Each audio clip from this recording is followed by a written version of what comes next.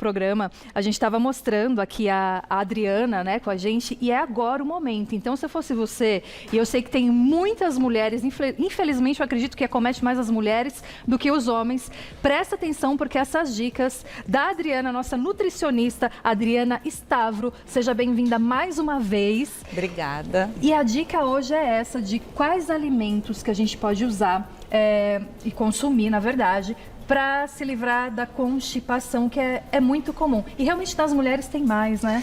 Tem mais. Na verdade, a constipação, Camila, ela pode acontecer desde a primeira semana de vida do bebê até a idade, né, lá um idoso pode ter constipação. Então, ela pode acontecer em qualquer fase da vida. Ela realmente é muito mais frequente em mulheres que em homens, mas também acontece em homens. Então, durante toda a vida, a gente pode ter esses quadros desagradáveis de constipação. E quando que a gente considera uma constipação? Então, cada pessoa tem um metabolismo. Então, tem pessoas que evacuam 2 vezes ao dia, 3 vezes ao dia. Mas a gente considera um quadro de evacuação quando ela tem menos de 3 evacuações semanais, com fezes duras, secas e pequenas, e com dor ao evacuar. Então, a gente classifica essa constipação ou leve ou severa pela escala de Bristol, pelo tipo 1 ou pelo tipo 2, a gente avalia qual é a gravidade da constipação do indivíduo. Aí, por que a gente tem esses quadros de constipação? Tem a escala aqui pra gente ver. Tem a escala, você pode colocar a escalinha de Bristol? A gente vê a escala de Bristol. Pela escala de Bristol. Então, ó, tipo 1 é severa, a tipo 2 ela é mais suave. Então, quando ela tem esse tipo de... Tipo 1 é bolinha. Tipo 1 é bolinha, bem seca e bolinha. A tipo 2 já não é tão bolinha, mas ela é bastante ressecada. E principalmente quando a pessoa ela relata dor ao evacuar. Então, isso já é um quadro de alerta mesmo. Então, por que ocorre a constipação? Tem 2 motivos que são os mais frequentes, que é uma lentidão das fezes ao longo do nosso intestino, ou pode ser um problema no assoalho pélvico. Mas o mais comum é essa lentidão ao longo do intestino. Então, a gente tem uma lentidão das fezes ao longo do intestino que pode acontecer por vários motivos. Uma gestante pela oscilação hormonal, o envelhecimento. A menopausa também? A menopausa também. A gente tem o sedentarismo, que é bastante frequente. A pessoa que não pratica atividade física, ela é mais suscetível a um quadro de constipação. Uma pessoa que ela toma medicamentos, então às vezes a gente ouve a pessoa falando, eu nunca tive problema de constipação, mas agora eu comecei a ter. Aí quando a gente vai ver as prescrições médicas, né, remédio para dor, remédio para problemas cardíacos, eles tendem a ser mais constipantes. E claro, Camila, que nós temos uma questão que é a hidratação e a alimentação. Então, na verdade, a gente precisa avaliar esse problema da constipação, a saúde da pessoa como um todo. Como um todo. Tá? Quer colocar as causas na tela pra gente? Olha, temos aqui, ó, causas para intestino lento. Desidratação, então, como você estava falando. Falta de fibras na alimentação, que é o que nós vamos apresentar aqui, alguns alimentos que são ricos em fibras e os tipos de fibras, porque cada uma tem a sua função no intestino. O sedentarismo, porque tem estudos que mostram que idosos, 40% dos idosos têm problema de intestino preso. E aqueles que se movimentam, que fazem uma atividade física, eles são bem menos constipados. E pessoas, não só idosos, mas pessoas que fazem atividade física, elas sofrem menos com constipação. Então, isso é bastante interessante, manter o corpo em movimento. E aqui, os medicamentos, né, que, né, como a gente falou, conforme a gente vai envelhecendo, ou um problema de saúde, ou até um problema de câncer intestinal, ou um problema de síndrome do intestino irritável, enfim, a gente precisa avaliar essa constipação como um todo. Certo. Mas tem mais uma tela? Tem mais uma. Vamos lá ver? Doenças como hipotiroidismo, diabetes, câncer, síndrome do intestino irritável. A falta de rotina. Gente, o nosso intestino, a gente não fala, meu intestino é um reloginho, porque a gente precisa realmente manter uma rotina, né? De acordar, de dormir, uma rotina de alimentação e ter aquele tempo também para sentar lá no vaso sanitário e esperar um pouquinho, tentar fazer desse momento uma rotina. Quando você sai dessa rotina, acaba que atrapalha. Tanto que as pessoas relatam muito. Eu viajei e aí o meu intestino desregulou todo. Então, por quê? Porque saiu da rotina.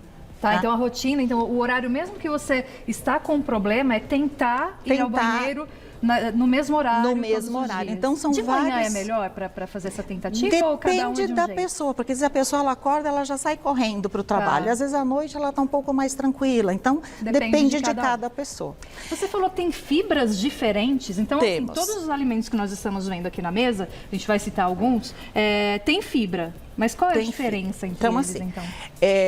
A maioria dos casos de constipação é por conta dessa lentidão que nós temos ao longo do nosso intestino. E como que a gente pode resolver isso? Primeiro com a água. Então, assim, o básico é a pessoa manter um corpo hidratado, tomar uma quantidade equivalente, porque cada um de nós temos uma necessidade hídrica. Então, como que você vai saber a sua necessidade? É só calcular 35 ml por quilo de peso.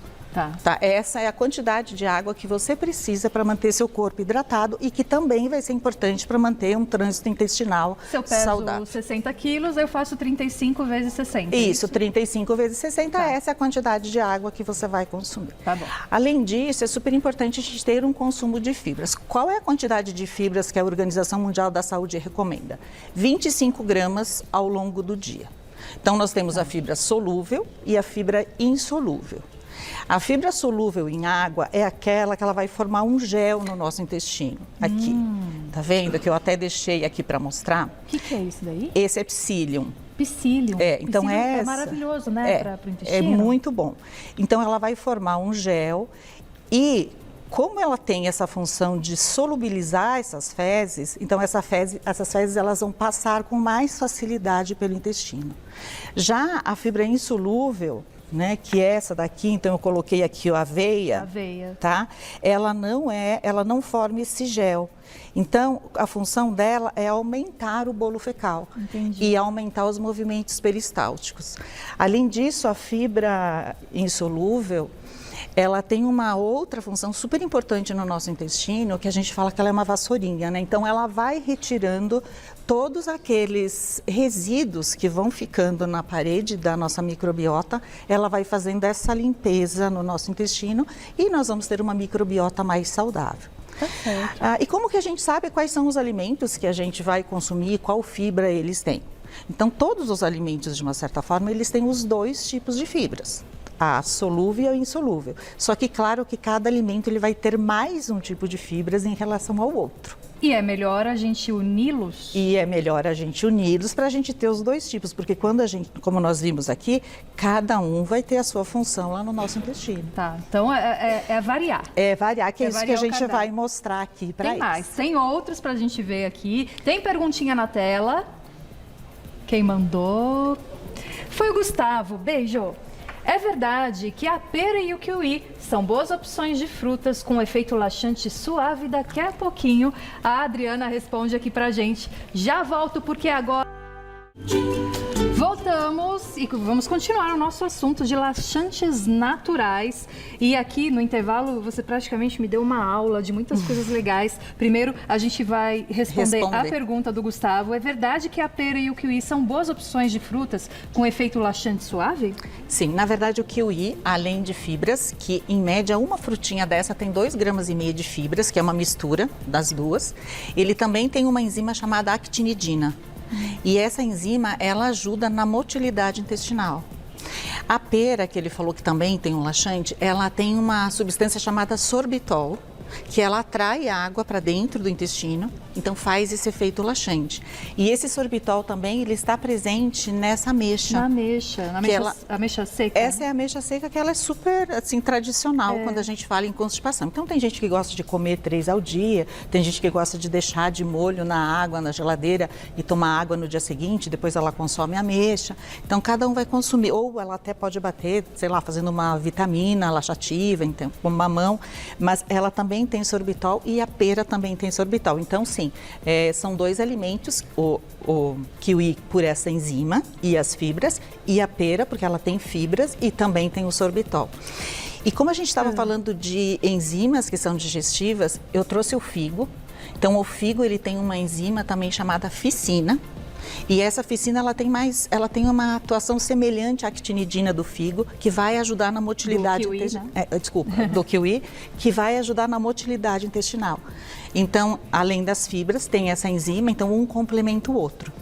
Tá. E o mamão papaya... a gente ia chegar no mamão, que o mamão é famoso, né? O mamão é um clássico, ele é famoso, na é um clássico para né, quando se fala de intestino, né? De prisão não de tem, ventre. acho que é o primeiro alimento, né? E não é à toa, ele é realmente especial. Ele é realmente especial, ele tem muitas fibras, além de antioxidantes, beta-caroteno, licopeno, mas ele tem uma enzima chamada papaina.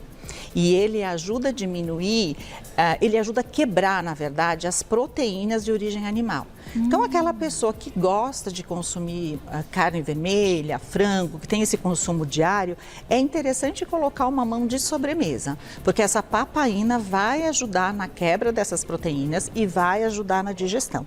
Então, ajuda na digestão e, consequentemente, ajuda também no intestino. Porque ela já está mais bem digerida. Exatamente, porque como você tem uma boa mastigação, aí tem essa enzima que vai ajudar a quebrar, consequentemente, a gente vai ter lá no intestino uma melhor absorção e vai ajudar na motilidade, evitando uma constipação. Sempre falam, ou sempre ouvi falar, na verdade, que comer um pouquinho da semente é bom também do mamão. Eles falam que a semente, ela tem mais a fibra solúvel em água. Tá? Tem gente que não gosta, tem gente que gosta, tem gente que gosta de comer uma colher. Quem conseguir comer ajuda. Tá certo. Não tem problema. Mais perguntinha chegando, quem mandou? A Sheila. É possível suplementar cálcio para quem sofre de constipação? Olha, cálcio? Cálcio não necessariamente para constipação. Se ela tem uma deficiência de cálcio, ela vai suplementar o cálcio por outras questões, né? A constipação, eu não tenho nada assim que o cálcio vai ajudar na constipação, tá? Então, provavelmente ela tem uma deficiência de cálcio. Se você é constipada, você pode continuar com a sua suplementação de cálcio, não vai influenciar em nada. Tá. E se está constipada, não necessariamente é por conta do cálcio. Não é por conta do cálcio. Na verdade, o que pode, o ferro, ele tem uma relação direta mais com constipação. Tá? Então, as pessoas têm até uma certa, você vai fazer uma suplementação com ferro, mas o ferro quelado tem menos, tá? É mais o sulfato ferroso que causa essa constipação. O cálcio, não. A laranja, eu fazia uma coisa certa e não sabia? Fazia? Conta um pouquinho da laranja, porque eu né, como a laranja, né, o bagaço, como tudo, e como também um pouco da parte branquinha. Isso é bom mesmo? Isso é bom, pode consumir. Essa parte branca aqui, ela tem uma fibra solúvel, que é essa fibra aqui, que faz esse gel lá no nosso intestino, tá? E a parte interna da laranja, que é o bagaço, ela é rica em fibra insolúvel, que é essa fibra aqui, que vai ajudar a aumentar o bolo fecal e vai ajudar na motilidade intestinal. Então, muitas pessoas, elas acabam jogando fora toda essa fibra, que é a fibra solúvel em água, que é super importante para o nosso intestino. Ou seja, em uma única fruta, você tem os dois. Nós temos os dois, exatamente. Isso acontece com a maçã também. A maçã também. Nós temos na casca a fibra solúvel em água e na parte interna nós temos as insolúveis. Então, por isso que é importante a gente consumir o alimento como um todo. Né? Não jogar a casca fora. Não jogar a casca fora. Primeiro, até por uma questão de sustentabilidade, né? De desperdício. E segundo, porque na casca a gente tem nutrientes super importantes, como nós estamos vendo, e aqui eu estou falando exatamente da fibra, mas ela tem outras vitaminas e minerais também. Muito bom. E é legal acostumar a criançada, né? Desde criança, comer com a casca. Claro, higienize, né? Já está pronta na geladeira, já come com a casca mesmo. Vamos colocar mais uma perguntinha, então? A minha xará, Camila, um beijo. Para quem fez bariátrica e tem diarreia constante, como eu, qual é a melhor fibra a consumir? Na verdade, a gente coloca uma quantidade pequena de fibras, mas a gente coloca alguns alimentos que eles ajudam a diminuir esses quadros diarreicos. Então, o que diminui os quadros de diarreia? Tudo que é mais refinado, né? Então, você percebe que não dá para demonizar nenhum alimento, porque ele sempre vai ter a sua função. Então, por exemplo, tá com muita diarreia, um arroz branco, uma batata normal mesmo, né? Amassa uma batata ali, assa a batata e come. O macarrão branco, são alimentos que eles são mais constipantes, porque eles não têm fibras. Então você pode até colocar um pouquinho de fibra, mas não muito, né? Evitar ter uma quantidade menor. Normalmente a gente deixa 10, 12 gramas de fibras e coloca esses alimentos que vão ajudar a prender o intestino. Tá certo. Vamos aproveitar e fazer mais uma perguntinha aqui na sequência. Andréia, obrigada. Sempre fui muito certinha nessa questão, mas depois da menopausa, mesmo com alimentação saudável, percebi que estou mais ressecada. Tem alguma relação? O que fazer para melhorar isso, Adriana? Sim, na verdade, na menopausa a gente tem muita oscilação hormonal. Nós temos questões emocionais na menopausa e tudo isso mexe com o nosso trânsito intestinal. Então, não tem jeito, né? Procurar um médico, tentar fazer regular ali os hormônios, né? Que o médico vai fazer, ou seja, de uma forma mais natural ou com os hormônios bioidênticos, e atividade física e tentar controlar esse lado emocional que ele diretamente ele tem uma relação com o nosso intestino. Tá certo. Mais uma perguntinha. Fernanda, obrigada. Qual é a comida ou bebida que tira o inchaço? Então, a comida e a bebida que tira o inchaço são aqueles alimentos que são mais, que aumentam, na verdade, a diurese. Então, aqui eu não trouxe, a laranja até tem um pouquinho, né? Mas nós temos os dois que são os campeões. Então, melancia e melão são excelentes. Aí nós temos o chá de cavalinha, que você pode fazer. Você pode fazer um chá de abacaxi, que é com a casca do abacaxi. Então, faz o suco de abacaxi com hortelã e depois ferve a casca e usa esse chá da casca, que também ajuda. E rapidinho, assim, só pra gente complementar, as verduras. As verduras e os legumes não tem como a gente não falar delas, porque elas têm uma mistura das duas fibras, elas são super importantes para o nosso intestino e assim, sempre procurar colocar pelo menos 3 cores. Então aqui eu trouxe um branco, um verde claro, um verde escuro, coloca pelo menos 3 cores no seu prato. E assim, o que é importante vocês que estão em casa entenderem? Que cuidar do intestino é diariamente. Então vocês precisam tentar colocar na alimentação de vocês pelo menos 2 porções desses alimentos ao longo do dia e cuidar da hidratação. Olha, muito obrigada, né? Com certeza ajudou muita gente, a gente aprendeu bastante. E se você quer conhecer mais o trabalho da Adriana Stavro, nutricionista, é @NutriAdrianaStavro, certo? Isso, certinho. NutriAdriana Stavro. Muito obrigada mais uma vez. Obrigada a você pelo convite, foi um prazer. Até a próxima. Até a próxima. E é o seguinte, olha, amanhã... vou até ficar aqui, ó. Vamos ficar juntas, tá acabando? Amanhã tem mais você.